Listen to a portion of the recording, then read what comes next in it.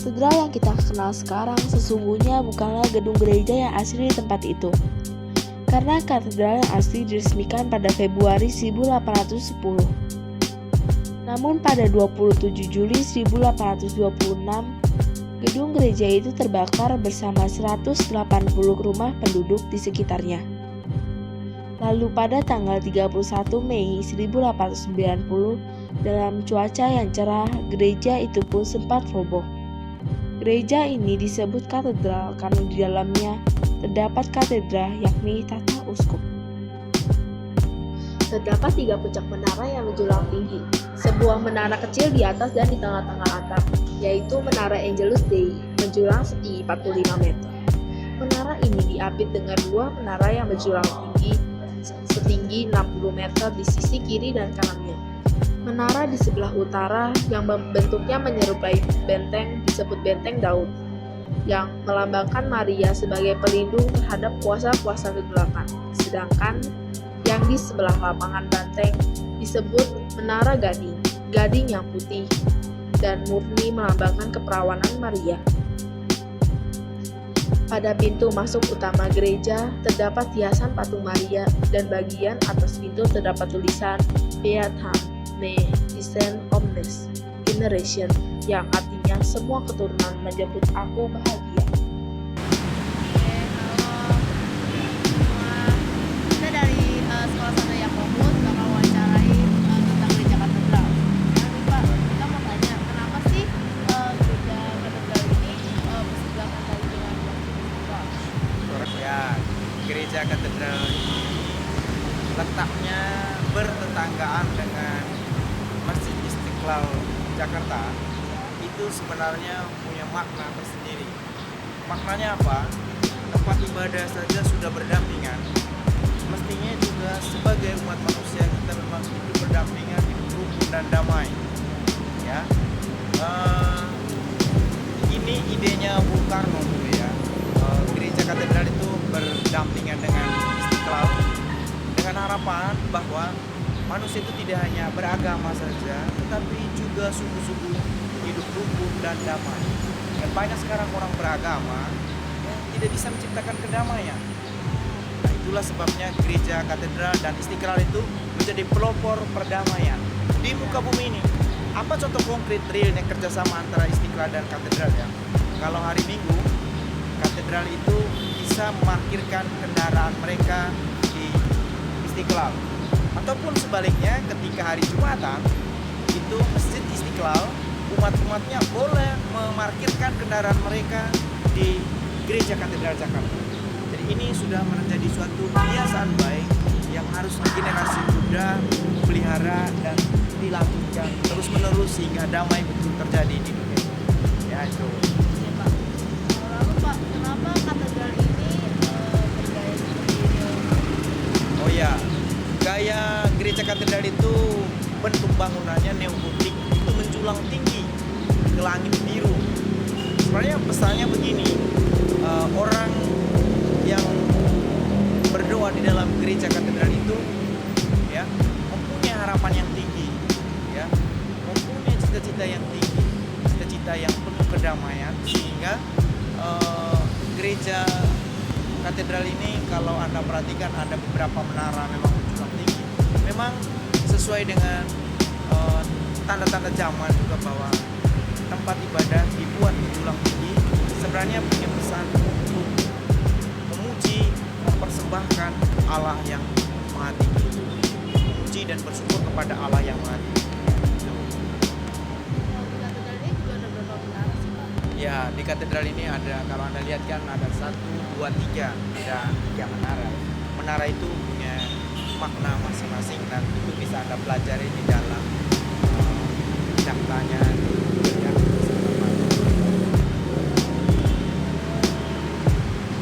Ada berapa pintu, Pak?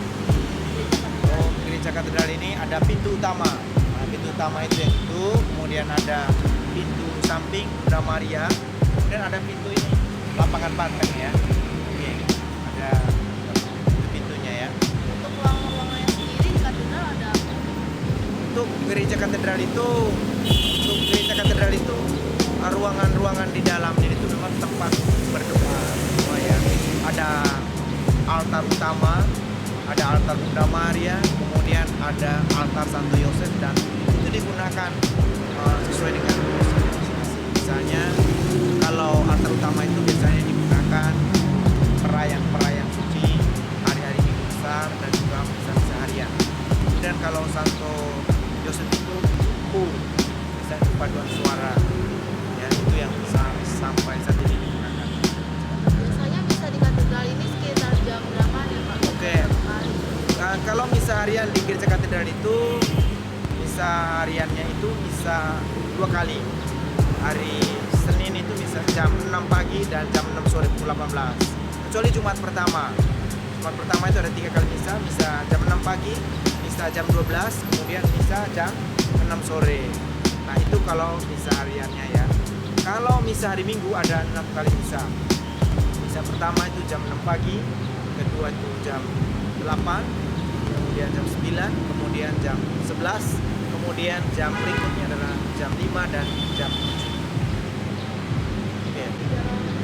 Untuk ruang katekes, biasa untuk orang pembelajaran itu ada berapa ruang? Oh ya, di gereja katedral itu disediakan tempat-tempat untuk belajar, ya, untuk memahami, mendalami iman Katolik. Nah, misalnya di ruang Anda masuk tadi, itu ruang belajar untuk orang jadi orang Katolik. Misalnya orang yang masuk awal itu namanya katekumen. Dalam proses belajar itu 1 tahun, ya. Itu hampir di sini hampir setiap hari ada belajar. Makanya kalau orang datang ke katedral itu nggak pernah ditolak untuk dia belajar, selalu diterima. Seperti Anda, ya, kesempatan untuk Anda akan terima di sini, Anda belajar di sini. Jadi sudah tahu ya, kenapa katedral itu berdekatan dengan Istiqlal, dan menaranya bagaimana, kemudian umatnya bagaimana ya. Untuk Pak, sekali lagi untuk museum, Nah, ini isinya ada apa aja Pak? oh ya, untuk museum itu benda-benda suci, ya, benda-benda suci. Museum itu banyak benda-benda sejarah di dalam gereja, ya. Oke, Oke, Pak, makasih ya ya, Pak. sudah selesai ya. Iya. Oke, sampai jumpa. Oke, saya salam semua ya. Memasuki pintu utama gereja, akan terlihat selempeng batu pualam putih menempel di tembok, bertuliskan kalimat dalam bahasa Latin yang artinya, "Aku didirikan oleh arsitek Marius Hulswit 1899 sampai dengan 1901." Pada sisi tembok sebelah selatan juga terdapat selempeng besar batu pualam putih berupa prasasti bertuliskan bahasa Latin. Teksnya dapat diterjemahkan sebagai berikut.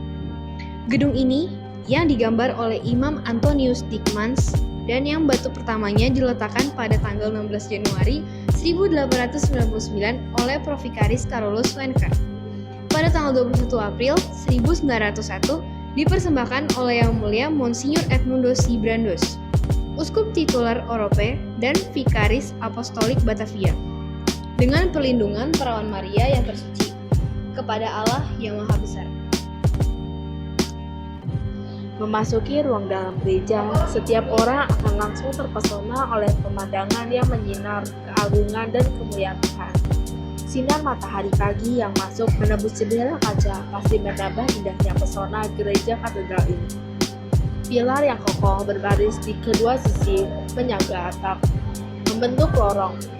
Di kedua sisi itu terdapat galeri yang ketinggian 7 meter, yang dulu tempat untuk paduan suara. Saat ini sudah tidak digunakan lagi untuk tempat paduan suara, mengingat kondisinya yang tidak memungkinkan. Tempat ini sekarang dimanfaatkan untuk museum. Langit-langit terbentuk dari kayu jati untuk mengantisipasi gempa bumi, dan bukan dari batu sebagaimana lazimnya. Tinggi langit-langit itu 17 meter. Di tengah-tengah ruangan pada deretan bangku umat terdapat mimbar pengkhotbah. Mimbar ini dipasang pada tahun 1905 dengan atap membentuk seperti kulit keras yang berfungsi sebagai pemantul suara. Mimbar ini merupakan hadiah pada perayaan Pesta Perak Imamat Monsignor Ken dan diresmikan oleh Pastor Wegner. Mimbar bercorak gotik ini dibuat oleh Firman Hebrew dan Stadhuis di Den Haag seharga 6.000 gulden.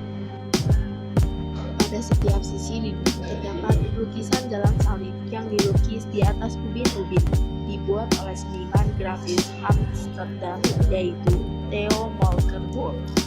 Gambar tersebut mulai ditempel pada tembok tahun 1912. Di setiap gambar Yesus diberi aureola yang dilapisi emas. Pada sudut belakang terdapat patung Pieta yang dipesan di Belanda dengan harga 650 gulden.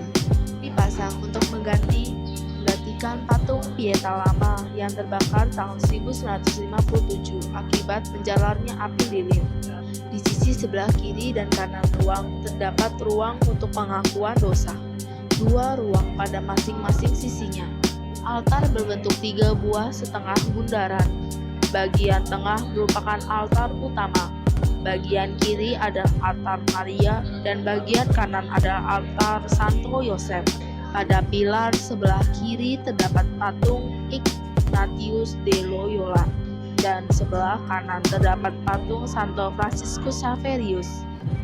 Kedua patung tersebut adalah pendiri Ordo Serikat Yesus serta rasul misi yang paling terkenal, yang menandakan bahwa altar itu dibuat khusus untuk sebuah gereja Serikat Yesus. Itulah gambaran mengenai Gereja Katedral Jakarta. Gereja Katedral Jakarta merupakan salah satu situs sejarah yang paling banyak dikunjungi di seluruh dunia. Apakah Anda tertarik untuk mengunjunginya?